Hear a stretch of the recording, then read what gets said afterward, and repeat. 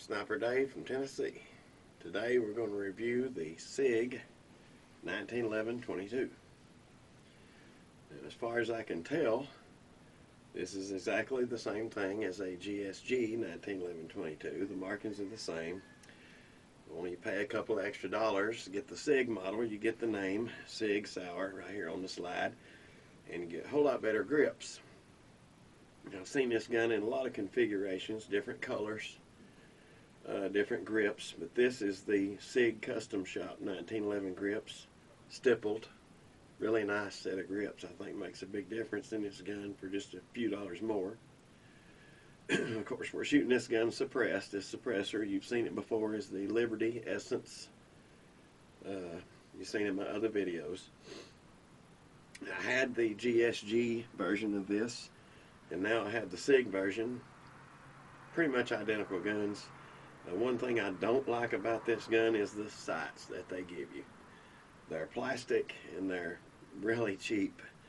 I think part of the reason how they can sell this gun as inexpensively as they do is because of those cheap plastic sights. They got no money in them because they're garbage. Okay, throw them away.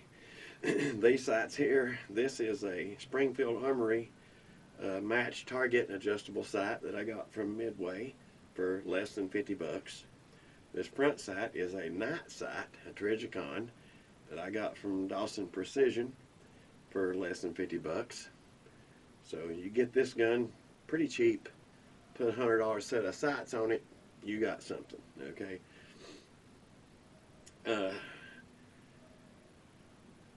Problem that I had on this gun and the GSG that I had that was just like it, it wouldn't always function reliably. It seemed that the slide velocity was too low. At least once out of every magazine, if not more, the slide would come back far enough to eject the empty and cock the hammer, but wouldn't always pick up the next round. And then you dry snap on an empty chamber that you didn't know you had, which it's not good to dry snap on any firearm, but especially in a rimfire. Dry snapping that firing pin, that's not good. Of course, it's pretty much just an annoyance with something like this. This is not a defensive gun. You're not going to depend your life on this. It's backyard plinker. But it's annoying when it doesn't always pick up. And I was contemplating cutting a coil off that recoil spring, get that slide velocity up where it would function reliably. When you take this gun apart, though, take the slide off, take the guide rod out, and you take the recoil spring off the guide rod, there's a buffer there. I call it a little, like a gummy washer. It's a 1911 buffer, just in case the slide should have too much velocity come back, it would have a little bit of cushion.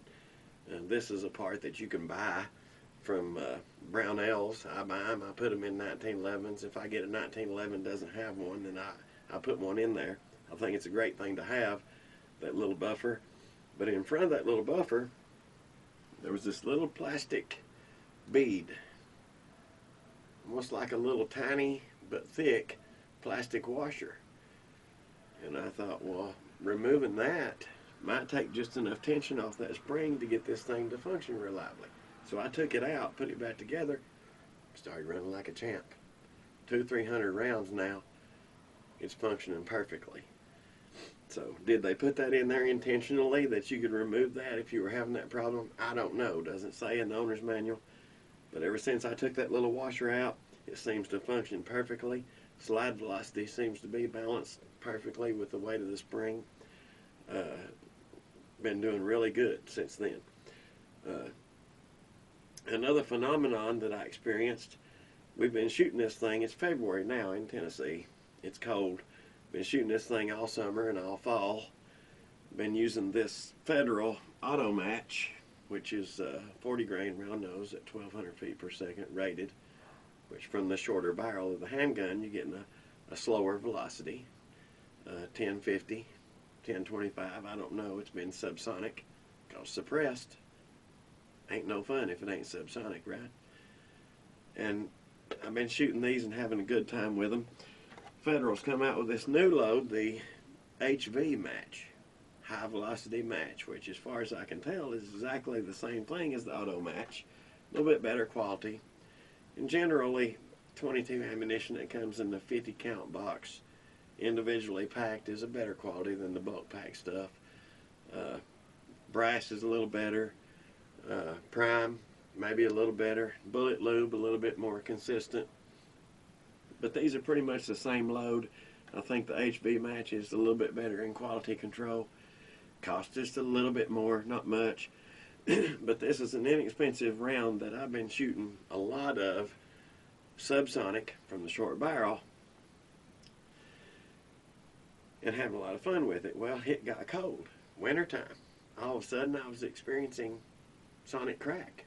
Transonic crack at least. Every other shot was having a little bit of crack to it. Like, man, I've been shooting hundreds of rounds of this stuff for months now. Never had any kind of transonic crack or supersonic crack. It's cold out here. The speed of sound is between 1080 and 1120, depending on temperature. Sound travels slower in the cold.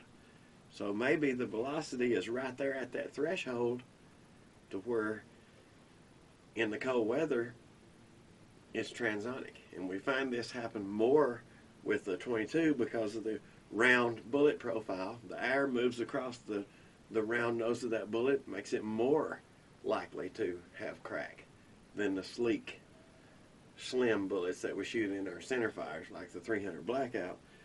So now that it's cold outside, I've had to fall back on my old-time favorite, the CCI Standard Velocity, also a 40 grain round nose, but factory rated at 1070, which is subsonic from this short barrel. This gun only ships with one mag. You're going to want to buy an extra or two. And I paid a couple of dollars more to get the magazine that said SIG on it. I'm sure the GSG mags will work the same. Investment cast out of a zinc alloy. That's why this magazine's so heavy, because investment casting. And the slide of this gun is investment cast out of a zinc alloy. Just a few years ago, we considered zinc alloy casted slides as junk.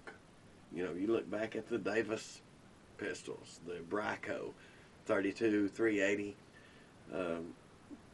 they were less than desirable. The slides were not machined, but cast out of a zinc alloy. We considered that junk just a few years ago. Investment casting's come a long ways. Times are changing. You know, Ruger's proved that with their investment casting process. Ruger's making a lot of parts out of cast now that are proven to be excellent. So technology is evolving. Investment casting is better than it used to be. Zinc alloy cast parts are better than they used to be.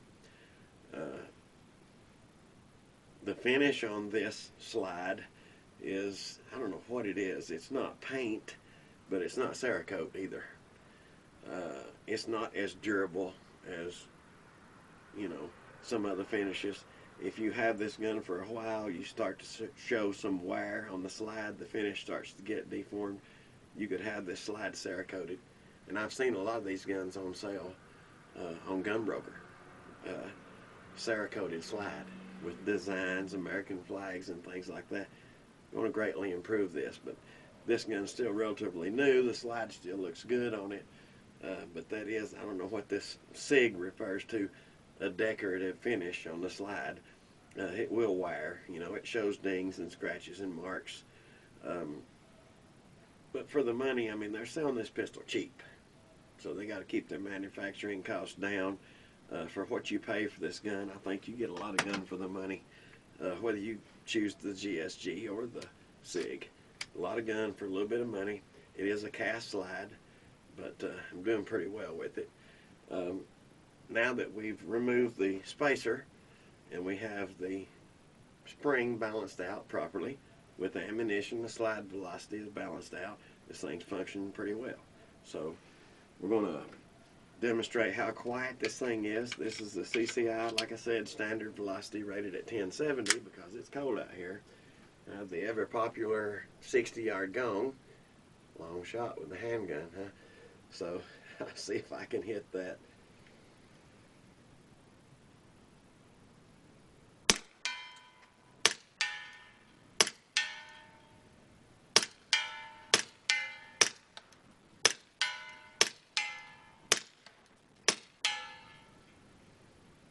go. Functions like a champ.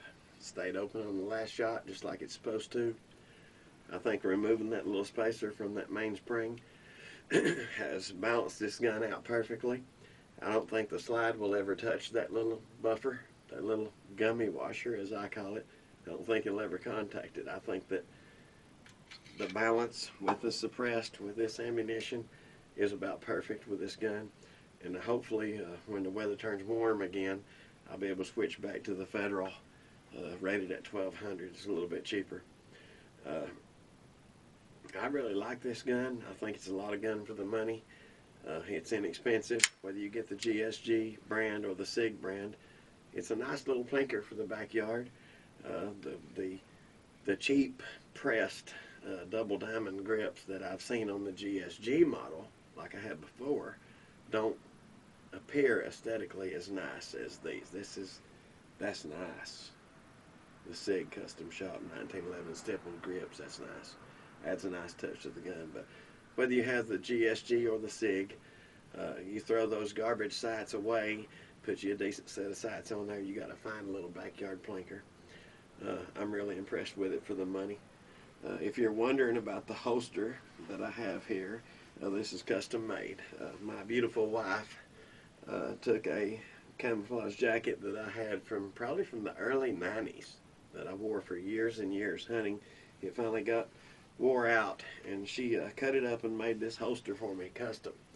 So that's kind of one of a kind, just in case you're wondering. But the SIG 1911-22 is great. I like it. It's a lot of fun in the backyard. If you want to teach youngsters, or you may have women that you're wanting to teach them sight picture, trigger control without the noise and the recoil of a centerfire pistol, it's a lot of fun to shoot. I'm really impressed with it for no more than what it costs. You pay a little more for the SIG brand than you do the GSG, but either way, it's a fine pistol.